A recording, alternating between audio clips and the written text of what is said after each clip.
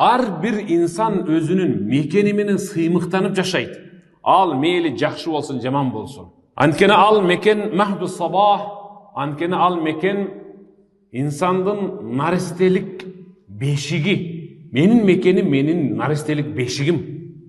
Кичине кас-кас туруп, bir-iki kadam taştagandагы tepkiçi. ومن بعد ذكرياته анын эскерме, эстөөчү булагы.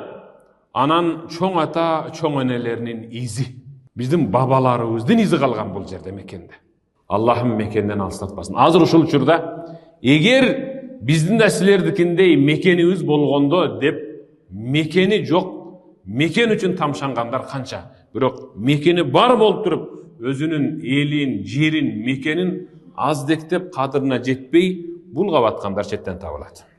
Ошон үчүн элибизде өзгө элде султан болгуча, өз элиңде ултан бол деп бекер айтылып атыр. Ултан деген ал согунчок. Согунчоктун тебеленген жери. Sen öz өлкөңдө тебеленди болсоң дагы өз мекениңдесиң. Өзүңдүн мекениңдесиң. Башка элде падыша болуп өз өлкөңдү сагынгандан көрө.